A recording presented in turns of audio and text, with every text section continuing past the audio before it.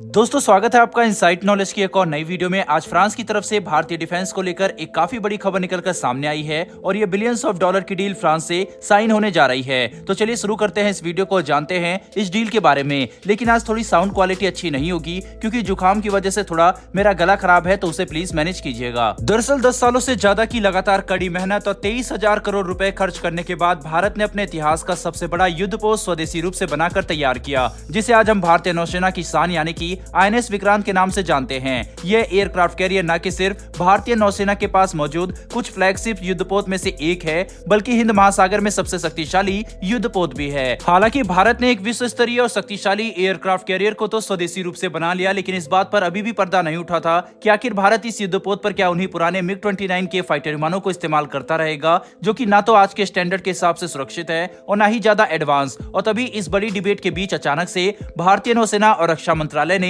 ये बात साफ कर दी है कि हम हमारे एडवांस और स्वदेशी एयरक्राफ्ट कैरियर INS विक्रांत को पृथ्वी पर मौजूद कुछ सबसे शक्तिशाली नेवल फाइटर विमानों में से एक राफेल से लैस करेंगे। वहीं पर इस खबर ने हर भारतीय नागरिक को यह एहसास करा दिया है कि अब भारत अपनी योजना कहीं ज्यादा आगे की बनाकर चल रहा है और हम हमारे मिलिट्री डॉक्ट्रिन में ऐसे बदलाव करने की तैयारी कर रहे हैं जिनके बारे में चीन तो छोड़ो, खुद अमेरिका ने भी नहीं सोचा था। साथ ही फ्रांस के साथ राफेल फाइटर विमानों की इस $1 बिलियन डील पर आधिकारिक मुहर लगाने के लिए अब भारत ने एक ऐसी योजना तैयार की है जिसके बारे में चीन अंदाजा भी नहीं लगा सकता था। दरअसल भारत ने इस डील पर हस्ताक्षर करने के लिए एक ऐसे खास मौके को चुना है जिस वक्त चीन तो क्या पूरे विश्व की निगाहें भारत पर टिकी होगी, क्योंकि भारत इस डील पर आधिकारिक मुहर लगाने की योजना खुद फ्रेंच राष्ट्रपति के भारत दौरे के समय कर रहा है, क्योंकि मार्च के महीने में फ्रेंच राष्ट्रपति इमैनुअल मैक्रोन भारत दौरा करने आएंगे और दोनों देशों की योजना के हिसाब से इन 26 फाइटर विमानों की $1 बिलियन डील पर इसी समय आधिकारिक मुहर लगाई जाएगी, यानी कि कॉन्ट्रैक्ट साइन किया जाएगा, जिसके बाद फ्रांस इन विमानों की मैन्युफैक्चरिंग शुरू करेगा और भारत को सही समय पर अपने एडवांस राफेल मरीन लड़ाकू विमान की डिलीवरी मिल जाएगी,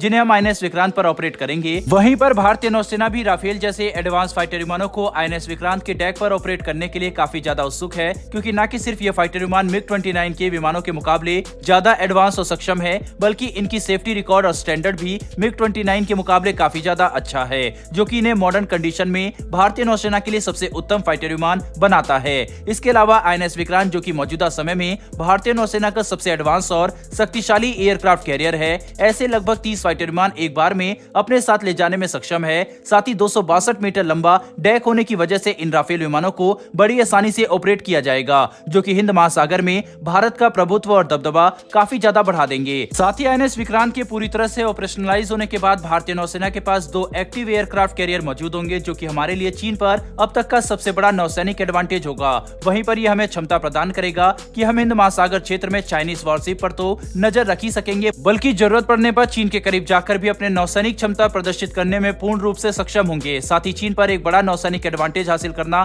हमारे लिए इसलिए भी जरूरी है क्योंकि चीनी नौसेना फिलहाल विश्व की सबसे बड़ी नौसेना है। वहीं चीन के पास मौजूद अधिकतर युद्धपोत काफी नए हैं, यानी कि चीन ने इनका निर्माण पिछले कुछ दशकों में ही किया है, जो कि चीनी नौसेना के लिए उनकी उपलब्धता को सुनिश्चित करते हैं, यानी कि भारत के लिए हर स्थिति में तैयार रहना ही सबसे अच्छा विकल्प है, जिसके तहत भारत द्वारा राफेल फाइटर विमानों को INS विक्रांत पर ऑपरेट करने का कदम काफी अच्छा है। साथ ही इस डील के बाद फ्रांस के साथ हमारे रक्षा संबंध कहीं गुना ज्यादा मजबूत हो जाएंगे और हमारे डिप्लोमेटिक एंगेजमेंट भी काफी बढ़ेगा। वहीं पर इसका असर हमें एक और काफी महत्वपूर्ण और विशाल रक्षा डील यानी कि 114 MRCA फाइटर विमानों के टेंडर पर भी साफ तौर पर देखने को मिल सकता है, क्योंकि जिस तरह से शुरुआती दौर में भारतीय वायुसेना द्वारा 36 राफेल फाइटर विमानों को खरीदने के फैसले ने भारतीय नौसेना के 26 फाइटर विमानों के खरीदने के फैसले को प्रभावित किया, बिल्कुल उसी तरह से भारतीय वायुसेना पर भी नौसेना के फैसले का प्रभाव पड़ेगा, क्योंकि अगर भारतीय नौसेना और वायुसेना दोनों ही राफेल फाइटर विमानों की बड़ी संख्या में ऑपरेट करती है तो इससे लॉजिस्टिक को मैनेज करना काफी आसान बन जाएगा। साथ ही हम यहाँ पर इस बात को भी समझ सकते हैं कि भारत के पास राफेल फाइटर विमानों की मैन्युफैक्चरिंग लाइन पहले से ही मौजूद है। ऐसे में किसी दूसरे फाइटर विमान को खरीदना ज्यादा तर्क नहीं बनाता,